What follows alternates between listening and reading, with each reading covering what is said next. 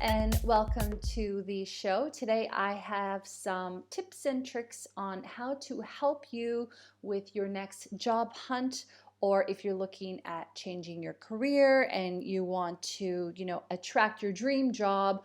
I have some suggestions to help you with that. So first of all, step number one, get clear on what you want. Now, one of the reasons why I talk about getting clear on what you want is because if you don't know what you want, how will you know what job to apply for? So often I see people applying for jobs, just because they want to change, or just because they are looking for work. Maybe they're out of work and they're sort of applying for anything. My recommendation on that front is that if you know what it is you want, don't apply for jobs that don't tick that box. Now, number one, it's because if you end up applying for a job that you don't actually want, you might get said job, and then the job that you really wanted that was coming for you just around the corner, you never saw it and you never created that opportunity for yourself. So getting clear on what you want. The other thing is, don't apply for jobs you don't want. If you feel as though you need to be doing something, use that time instead to upskill. Go to YouTube, learn something new, read a book, go and find, open to study or any kind of free training that's online. There's so much free training in the world. Listen to an inspiring podcast, listen to different sales presenters. If you're in sales, Brian Tracy, Tom Hopkins, Zig Ziglar, these are all people you could listen to that would help you. There are so many ways and opportunities for you to really upskill. So I would recommend that do not apply for a job you don't want. Apply for the jobs that you do want only. When you're applying for jobs, it's really important, I believe, that you get in the job mindset. So if you're applying for, a new change and you already have a job, the same still applies to you. So I would strongly recommend that you actually dress to impress and dress for the job that you want. So what I mean by that is actually getting up, doing your exercise routine, grabbing your coffee, whatever you want to do. Put your makeup on, do your hair, shave, get your suit on, your dress, whatever it is that makes you feel good and sort of puts you in that business mode. When you're operating from a business person's perspective, you're just going to go at it at a different way than you would if you were sitting in your sweats, your hair was dirty or unkept, and you weren't really looking at it from a business sort of mindset.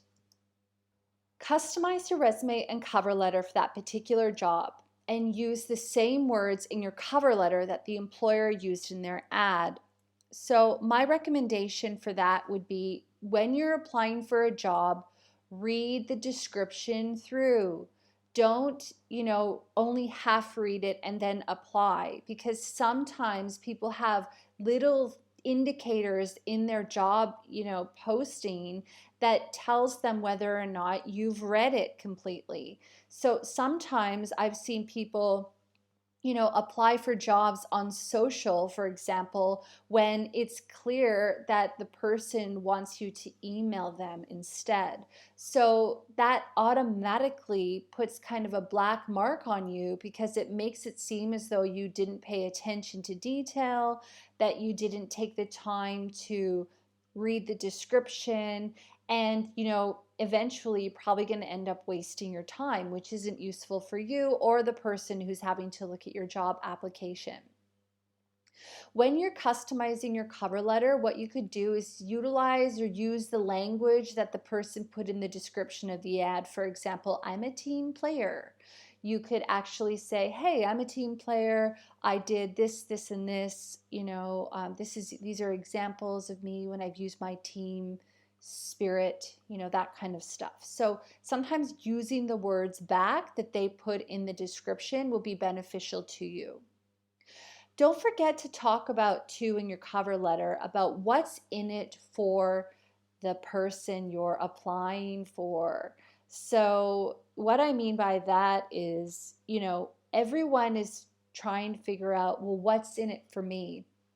So if you are writing a cover letter for a possible new job, then what I would really strongly consider or encourage you to do is to talk about what benefits you can give to the company. Can you come up with new revenue streams? Are you a successful salesperson that you've hit big sales targets? Are you really connected?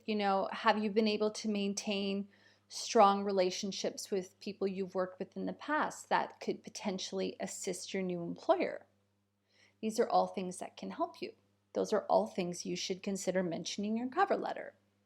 Another thing too is if you're going to be handing out your resume and cover letter to somebody in person, I would really strongly recommend that you print your stuff out on a quality paper, because you want to make a really strong first impression. I can't tell you how many times when I've looked at somebody's portfolio, or I've held their resume in my hand and it just had that kind of quality, it made me put the person who gave that to me in the same sort of category. So you don't want cheap paper, cheap ink, and leaving an impression on that level. You want to really go to a printing place and get it done really well where it really looks professional. Who knows? I mean, that $1, $2 investment really could result in you landing the job of your dreams. Make a great first impression also can help you if you design or create a resume or cover letter that just looks really, really professional. And guess what? You don't have to get someone else to do it for you. Canva, no, I'm not associated with Canva, but I tell everyone about it because it's so great. I'll put a link to that in the show notes. Is a place where you can go and you can actually build your resume and your cover letter in one area. It'll match, they'll both look, like they're on brand with, your look.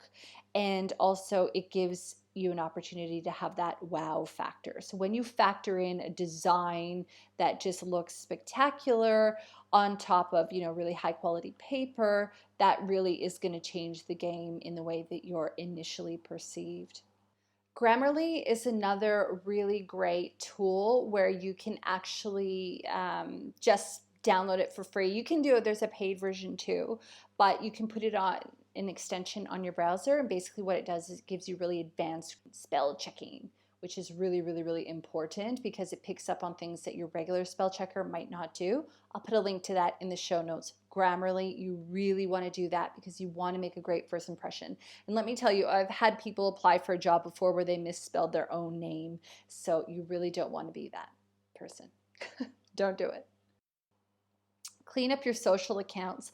There are a lot of people who still have social media posts from, 5, 10, 15 years ago that anyone can access. So really go in, clean up your social media, make sure it's giving the kind of impression that you want to give, that you look professional, that you're the kind of person that a company wants to represent them, because you are representing a company if you work for them, whether or not you're a front of house person or not. So clean up your socials. If you really need to keep those photos from long ago on there, for memories or whatever the case may be, just change your privacy settings so that it's not open to the entire world. I think some businesses would be okay with you to do the things that you do in your own private life, but when it's directly aligned or associated with a company, i.e. when it's public for all to see, that really can damage you. And I can tell you that I've worked in businesses before, and the first thing that people do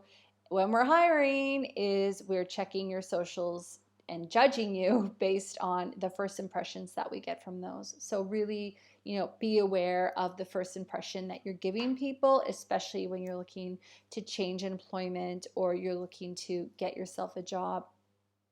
Stay positive. It's really easy to get, bogged down and feel sort of unmotivated, especially when you're doing the job search, and that can be really tough. But stay positive that there's something coming for you, and that a couple of rejections here and there is not the end of the world if it means it's taking you closer to your actual dream job, which you might not be able to see yet, but it's coming. Don't take things personally. Sometimes people don't get a job because there's just a better qualified person, or there's somebody that's connected to somebody in the business and they're just a better fit. So don't take rejections hard. Just take them as an opportunity to learn and to grow, and that you gave it your best shot, but that that there's something else coming for you. Be graceful, especially if you get a rejection. Everyone is a potential contact. And I can tell you right now that if got a rejection letter and responded with something along the lines of, "Thank you so much for your response, Mr. Thompson. I'm sorry to hear that I wasn't successful in the position. If you should have a new position in the future, or should an opportunity come up to discuss how I can assist your business or lend value or add, increase your revenue streams through a lot of creative ideas that I've demonstrated in my past experience, anything kind of like that, please do keep me in touch." You never ever know, because maybe Mr. Thompson in this scenario has a friend who's hiring, but he doesn't know he's hiring until he goes for dinner with him that night, and then they have a chat, and then the guy says, "Do you know anyone who could work in this position?" And because of your graceful acknowledgement of the letter, and just the adult and fabulous way that you handle yourself, maybe Mr. Thompson sends your contact details over to somebody else. I mean, jobs do happen like that. So just remember that you always have a chance to end gracefully, and that's on you how you deal with that. Trust that something good is coming to you. So just remember that because you wanted X job and it aligned with what you wanted, and you were clear and everything, you put your best foot forward, you made a great impression, you dressed up, you applied for the job, you did everything right, and it didn't work out. Believe me, sometimes it's easy to feel disheartened and to, lose faith, but you just need to trust that something good is coming for you. I can tell you that it is. So have faith. Keep up the good work, and know that something good is coming for you. In the interim, make sure you're upskilling, you're taking care of your body, you're eating well, you're exercising, you're doing all the things that you can to help you to be the best that you can be. So when that job does come around, you're going to be ready. This was sponsored by the Rah Rah Spirit Team membership. If you want to join the membership today, oh man, we've got an awesome deal for you. Head on over to our website at rahrahconsulting.com. Thank you so very much for listening. As always, if you enjoyed the episode, please leave us a review in iTunes or wherever you listen to your podcasts, and share it with your friends.